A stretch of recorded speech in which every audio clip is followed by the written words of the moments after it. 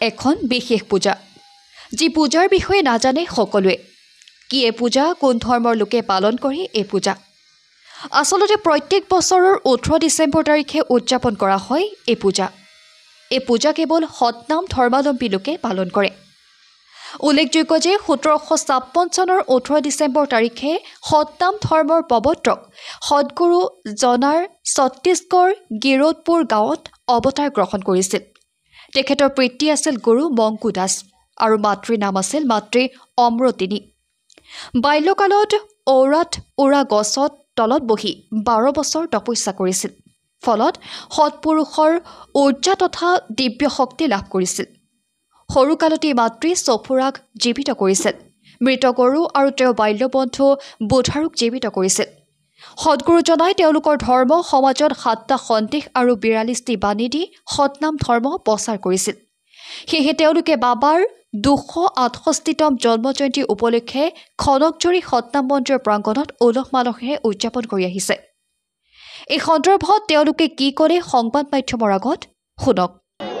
আজি 18 ডিচেম্বৰ 2024 আমাৰ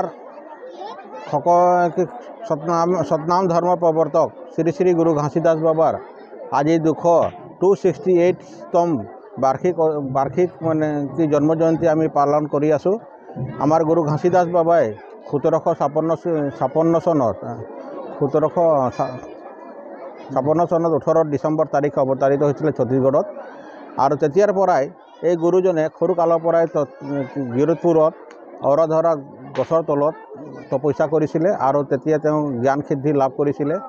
বাল্যকালৰ পৰাই তেওঁৰ মহিমা বহুত দেখুৱাইছিলে। তেওঁৰ বাল্যকালৰ বন্ধু বুধাৰুক সাপ কাটা জীয়াইছিলে।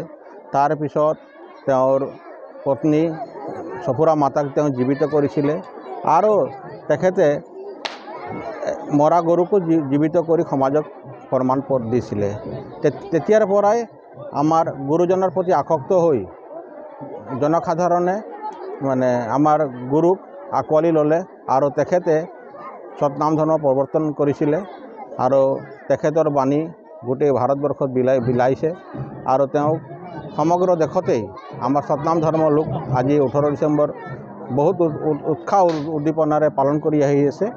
আৰু সেই মৰ্মে আমিও সেই দেশৰে সেই গুৰুজনাৰ আদৰ্শ নীতিৰ আমি পালন কৰি আজি আমি খকনজুৰি সতনাম মন্দিৰ প্ৰাংগণত আজি আমি দুদিনীয়া কাৰ্যসূচীৰে আমি এই উৎসৱটো জন্মজয়ন্তীটো আমি পালন কৰি আছোঁ।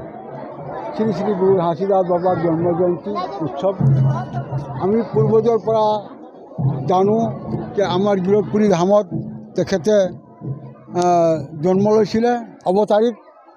তেওঁ বহুতো লীলা দেখুৱাইছে। মানুহ মৰাক জীৱিত কৰিছে নিজৰ পত্নীক তেখেতে, আৰু চেউৰীজনীকেও জীৰ্ণা কৰিছে, আৰু পাহাৰতো বাঘ ভালুক হৰিণাও পৰ্যন্ত তেখেতে জীৱিত কৰিছিলে। সেইটো প্ৰমাণ পাই সৎপুৰুষ পিতাই তেওঁৰ হাতত মানে অমৃত দিছিলে। অমৃত দিয়াত তেওঁ মানে নিজে পৰীক্ষা কৰিছে, ঈশ্বৰে মোক অমৃতটো দিছে সঁচাকৈ দিছে নে মিছাকৈ দিছে। তেওঁ তেতিয়া মানে পাহাৰত যেতিয়া আহোঁতে শিয়াল এজনক পাই তেওঁ মানে হাৰ্দিখন গোটাই লৈ তাতে অমৃতৰ বোনটো পেলাই দিছে। পেলাই যোৱাতে শিয়াল উঠি পেলাই পলালে। সেই তেনেকুৱা আমি বহুতো কিছু প্ৰমাণ আমি পাই আমাৰ এতিয়া গিৰোদপুৰী ধামত ছত্তীশগড়ত মহান তীৰ্থ জয়তখাম্ব স্থাপন হৈছে। বিশ্বৰ পৰা এতিয়া মানে ডাঙৰ, চবতকৈ ডাঙৰ, বিশ্বতকৈ ডাঙৰ এতিয়া বৰ্তমান আমাৰ সতনাম ধৰ্মখন প্ৰচাৰ হৈ আছে। সেইটো আমাৰ যিমান সতনামী সমাজ আছে অসমত, সকলোৱে চুকে কোণে যিমান আছে সতনামী সমাজ আজি জয়ন্তীটো সকলোৱে পালন কৰিছে। আমাৰ গুৰু ঘাসীদাস বাবাৰে উল্লাহ আনন্দৰে একেবাৰে হাঁহি ধেমালিৰে নাচ গান দুদিন তিনিদিনীয়াকৈ হিচাপে এইটো আমাৰ পালন কৰে। আমি মা বহিন ভাই ভণ্টি সকলোকে লৈ পেলাই আমি আয়োজন কৰিছোঁ আৰু আমাৰ খিচিৰি আয়োজন কৰা হৈছে, মাহ প্ৰসাদ আয়োজন কৰা হৈছে আৰু নানান ধৰণৰ মিঠাইও আমি বনোৱা হৈছে। সেই আমাৰ মা বহিনীসকলে এতিয়া আমি 1 ঘণ্টাৰ পিছত সকলোকে বিতৰণ কৰিম। তেওঁলোকে খাই বৈ নিজৰ ঘৰত গৈ আজি নিজে ঘৰত নিজে চাকি জ্বলাব সেই গুৰুজনৰ নামত।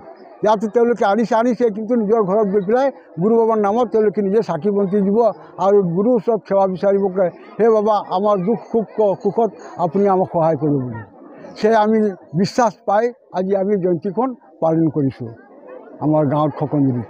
घासीदास बाबा की जय, सतनाम धर्म की सतनाम धर्म की सतनाम धर्म की बोल वो गुरु घासीदास की जय, सतनाम की। आज गुरु घासीदास की जन्म जयंती 18 दिसंबर पूरा भारतवर्ष में, पूरा छत्तीसगढ़ में मनाया जा रहा है। बाबा गुरु घासीदास जी, उसके वाणी 7 संदेश 42 अमृत वाणियों को दिव्य संदेश पूरा समाज को दिया है।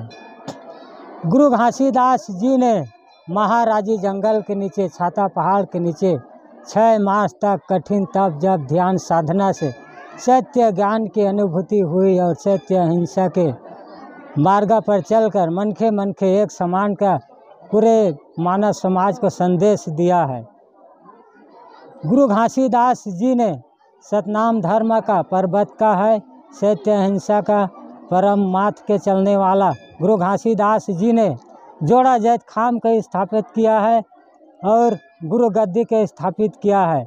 भंडारपुरी धाम, गिरोधपुरी धाम, तेलासीपुरी धाम, चट्टोपुरी धाम, खड़वापुरी धाम, खपरीपुरी धाम, छाता पहाड़, जोगनंदा, चरण कुंड, अमृत कुंड, बाबा गुरु घासीदास जी का पूरे छत्तीसगढ़ में धाम है और पूरा सतनामी समाज एकजुट होकर सतनाम धर्म के जय जयकार करते हैं। और आज 18 दिसंबर गुरु घासीदास बाबा की जन्म जयंती मनाता है। बोल दे वो गुरु घासीदास की जय, बोल दे सतनाम की जय।